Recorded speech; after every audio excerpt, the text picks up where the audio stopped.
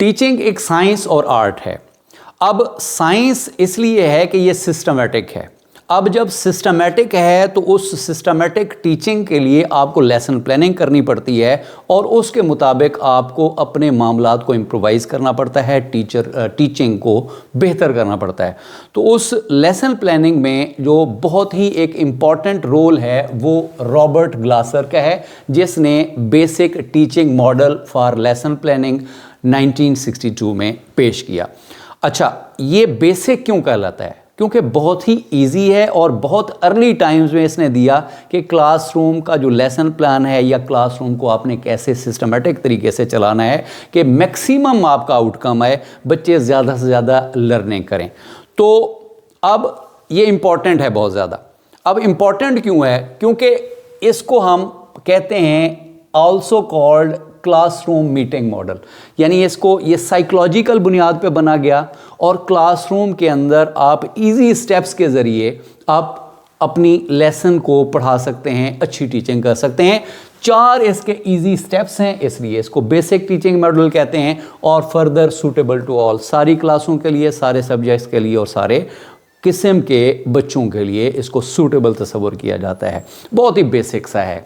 अब इसको check points लगाए गए, कुछ प्रिंसिपल्स बताए गए कि जब हम ये लेसन प्लान करेंगे तो उन प्रिंसिपल्स को हमने फॉलो करना है। तो प्रिंसिपल नंबर 1 या चेक पॉइंट नंबर 1 के जो लेसन प्लान है वो किस तरह से अच्छा बन सकता है अकॉर्डिंग टू ग्लासर। अब पहला है फोकस, कि फोकस के साथ आपने on all elements of lesson plan, यानी लेसन प्लान के उसने 4 एलिमेंट्स बताए हैं, वो आखिर में हमने करने हैं। उन 4 एलिमेंट्स को बहुत ही उसको फोकस करना है और हर जो एलिमेंट है एक दूसरे के साथ कनेक्टेड है। फोकस का मतलब ये है। दूसरा है सिंटेक्स, यानी स्ट्रक्चर।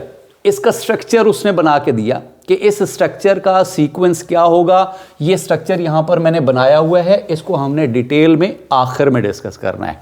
तो ये स्ट्रक्चर के बारे में कि स्ट्रक्चर आपके लेसन प्लानिंग का कैसा होना चाहिए। Further principle of reaction, reflective teaching planning, यानी इसमें ग्लासर ने ये नहीं कहा कि आपने लेसन प्लान बना लिया, इसके 4 स्टेप्स हैं और इसको बना के आप क्लास में उतर गए और आपकी टीचिंग ख़त्म हो गई। नहीं, वो कहते हैं रिफ्लेक्टिव टीचिंग होनी चाहिए, रिफ्लेक्शन होना चाहिए कि आपका जो लेसन प्लान है उसमें अगर आप अपने लर्निंग आउटकम अचीव नहीं कर पा रहे तो दोबारा से आपने रिफ्लेक्ट करना है, देखना है कि कैसे उसको इम्प्रूव किया जा सकता है और फिर वापस आना है चौथे स्टेप से तीसरे पे, तीसरे से दूसरे पे और दूसरे से पहले पे। तो ये था principle of reaction. Social system, अच्छा, इस लेसन प्लान में किसका क्या रोल होगा, यानी टीचर और स्टूडेंट्स का आपस में क्या रोल होगा। टीचर इसमें मरकजी किरदार अदा करता है, टीचर इसमें लीड करता है और स्टूडेंट्स उसको फॉलो करते हैं। तो टीचर का रोल जो है वो इसमें मेन है। Number 5, support system. टीचर ने कैसे बच्चों को कैसे सपोर्ट करना है। अब लीड कर रहा है तो सपोर्ट में वो कंड्यूसिव इन्वायरमेंट प्रोवाइड करेगा, वही उसको लीड करेगा और फर्दर जो है लर्निंग फैसिलिटीज़ प्रोवाइड करना ये टीचर का काम है। फिर एप्लीकेशन, अब इसको अप्लाई किधर किधर, यानी ये किन किन लोगों के लिए, किन बच्चों के लिए, किन क्लास के लिए सूटेबल है। पहले हमने डिस्कस कर लिया कि ये सिंपल मॉडल है, इसलिए इसको अप्लाई किया जा सकता है किसी भी क्लास के साथ, किसी भी टॉपिक और किसी भी सब्जेक्ट के लिए। तो ये लेसन प्लान के उसूल थे, चेक पॉइंट्स थे कि लेसन प्लान बनाते हुए आपने इन उसूलों को, इन चेक पॉइंट्स को मद्देनज़र रखना है। अब लेसन प्लान बनेगा कैसे, जो असल बात वो ये है कि लेसन प्लानिंग में 4 इजी स्टेप्स उसने बनाए। सबसे पहला लेसन प्लानिंग के अंदर इंस्ट्रक्शनल ऑब्जेक्टिव्स बनाने हैं। अब ऑब्जेक्टिव्स जनरल हैं, स्पेसिफिक हैं, बिहेवियरल होते हैं। तो जनरल होता है जो पूरे टॉपिक को कि हाँ आपकी जो नीयत है पूरे टॉपिक के करने के बाद कि बच्चे पोल्यूशन के बारे में बता सकेंगे। पोल्यूशन का टॉपिक है तो बच्चे इस काबिल हो जाएं कि वो पोल्यूशन के बारे में बता सकें। अब फर्दर जब स्पेसिफिक हो जाता है तो उस टॉपिक के सब टॉपिक्स को भी आपने ऑब्जेक्टिव्स के अंदर इंक्लूड करना होता है, तो वो स्पेसिफिक हो जाते हैं। अब जब बिहेवियरल ऑब्जेक्टिव है उसके अंदर जो एक्शन वर्ब्स हैं उसके ज़रिए ये जानना कि बच्चे क्या करके दिखाएंगे, ये लिस्ट बना के दिखाएंगे कि पोल्यूशन क्या होती है, पोल्यूशन की कितनी इकसाम है, उसकी लिस्ट बनाएंगे। फिर एयर पोल्यूशन के बारे में डिफ़ाइन करेंगे, उसकी असेसमेंट टीचर करेगा। तो इस तरह से जो एक्शन वर्ब्स हैं उनके ज़रिए डिफ़ाइन किया जाता है, इसको बिहेवियरल ऑब्जेक्टिव्स कहते हैं। दूसरा स्टेप एंटरिंग बिहेवियर। बच्चों को पोल्यूशन से मुताल्लिक आपने बताना है, तो उससे पहले वो क्या जानते हैं, बाहर के माहौल को वो देख के आ रहे हैं, तो आपने कनेक्ट करना है। बच्चे पोल्यूशन के बारे में, एयर पोल्यूशन, नॉइस पोल्यूशन, आजकल जो है लाइट पोल्यूशन, ये भी जो है ना वो एक इमर्जिंग टाइप है पोल्यूशन की। वो तेज़ बीम वाले जो मोटरसाइकिल पे, गाड़ियों पे वो लगा के फिरते हैं, तो वो लाइट पोल्यूशन के अंदर आती है। तो ये हो जाएगा कि बच्चे उसके बारे में पहले क्या जानते हैं। तो लेसन प्लान में आपका जो स्टेप नंबर 2 होगा वो होगा एंटरिंग बिहेवियर, साबका मालूमात का जायज़ा। अब आपने क्या किया जी, आपने लेसन अनाउंस कर दिया।